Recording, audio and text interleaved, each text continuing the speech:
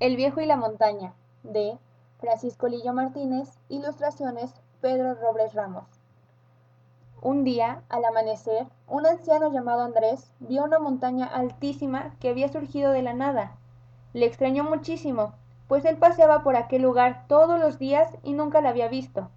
Era blanquecina, como surgida de un mar de agua jabonosa que se elevaba como pompas de espuma gigantes sobre un cielo limpio y claro. Se sintió tan intrigado por este fenómeno que decidió emprender el camino hacia el lugar con su nieto, un niño de 7 años.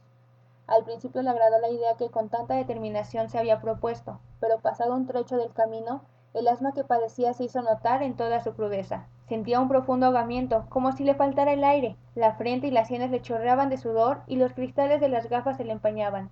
Una vez repuestas las fuerzas, emprendieron la marcha ascendente hacia la sierra que también conocían. Pero el camino era tortuoso y agotador para el viejo, y ello le hacía detenerse mientras Juanito, así se llamaba el nieto, encontraba muy divertida la nueva ocurrencia del abuelo.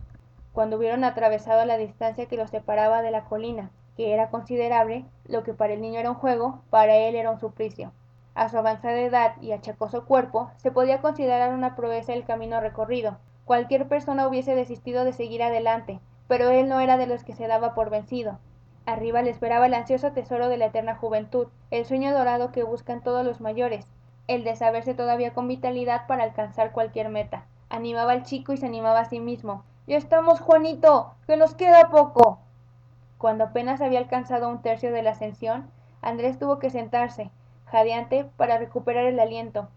Mientras el chiquillo disfrutaba de lo lindo con esta aventura, un dolor atroz consumía las pocas fuerzas que le quedaban, y le obligaban a descansar en medio de los peñascos que le servía de asiento. En su delirio veía a las aves volar, y pensaba que si fuera una de ellas, emprendería el vuelo para ir a donde quisiera sin que se lo impidiera su pobre cuerpo deforme, que actuaba como un contrapeso que le obligaba a postrarse sobre la tierra.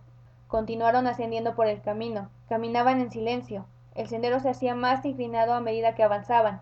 Volviéndose, Andrés miró hacia abajo. El pueblo se empequeñecía como si fuera un juguete.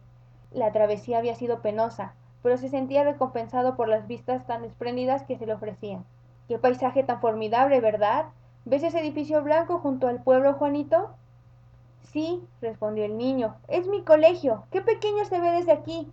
Sí, todo parece muy chico, corroboró el anciano.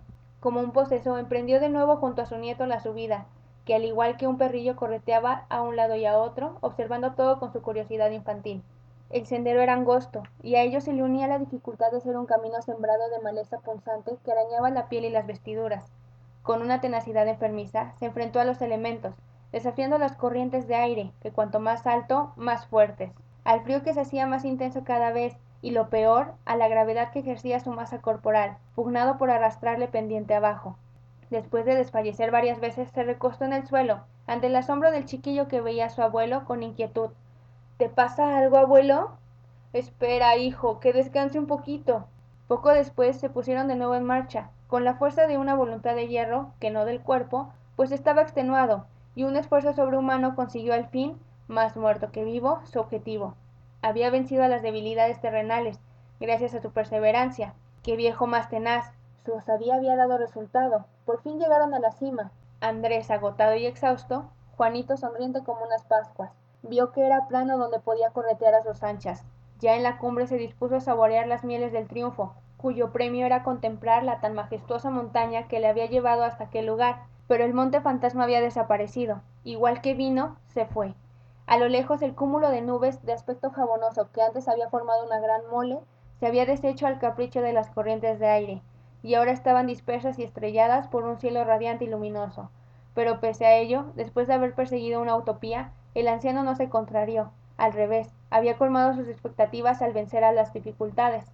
Allí estaba el hombre y el niño, en aquel solitario páramo que se ofrecía como la conquista de un nuevo territorio, y bajo el techo de la bóveda celeste tenían el mundo a sus pies. Y como actividad final, ¿qué aprendieron de este cuento? ¿Qué les gusta hacer cuando van a visitar a sus abuelos? Si tuvieran la oportunidad de escalar una montaña, ¿cuál sería y por qué? Les dejo unas imágenes. Dibujen a sus abuelos y escríbanle algo bonito.